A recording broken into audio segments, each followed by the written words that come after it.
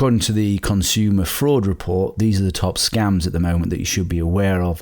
These are also known as social engineering attacks. Social engineering is a term used in the security industry to refer to attacks that center on weaknesses in the human being. So the first is this one, which is internet merchant scams. You can see here, you purchase something online, but it is either never delivered, or it is not what it claimed it was, or it's simply defective. Very common, the most common. Phishing and spoofed emails, we have discussed these already. Emails and messages that pretend to be from a company, organization, government agency, or something like that, trying to get you to perform an action, click on a link, and provide personal details or download a file, and the file turns out to be malware. That's top on the list of social engineering attacks, attempted fraud, attempted cons.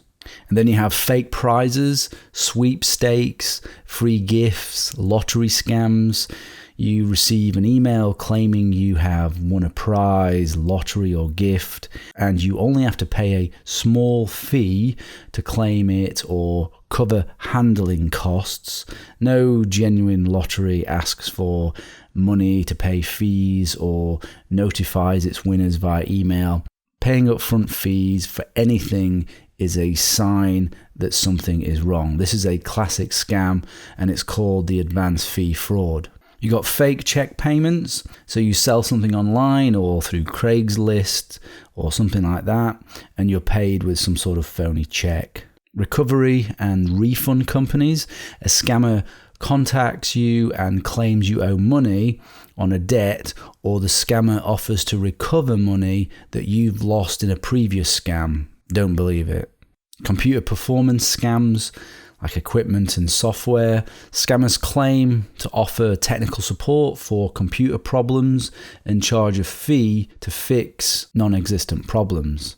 Like the adware we went through that claims that there was non-existent malware on the machine, but if you buy their product, by magic, it will be gone. Another scam. Scholarship, student loan, and financial aid scams. For a fee, a research company offers to conduct a customized search for scholarships or grants for students to apply for. Scammers take the money and run, or provide just a worthless service. And the online dating scams. Fake profiles of scammers posing as attractive men and women. They then claim they need money to help in an emergency, typically when they claim to be out of the country or on a business trip. I mean, I know at least one person that this has happened to personally, and they fell for it. In fact, I think I know two people that have fallen for this trick, and they were actually both women. Facebook fake friend scam. Did you ever get a friend request from Facebook from someone that you already thought that you had friended?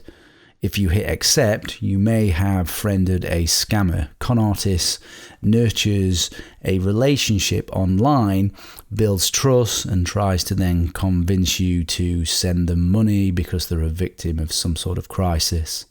eBay and auction seller scams. Scammers posing as buyers convince sellers into shipping goods prior to receiving payment.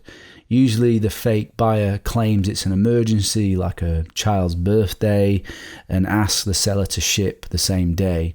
The seller receives an email that appears as though it came from PayPal or whoever the payment company is for the payment, but emails like that are easy for the scammer to fake. You should always check with your payment company on their website to make sure that the payment is actually there.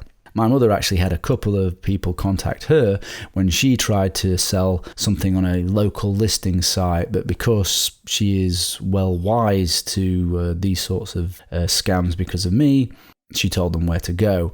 But she said she could see how people could be easily fooled, and that they were really pushy and aggressive to get her to send the goods before payment. They were somewhere not in the country where the item was being sold, which is always a warning sign.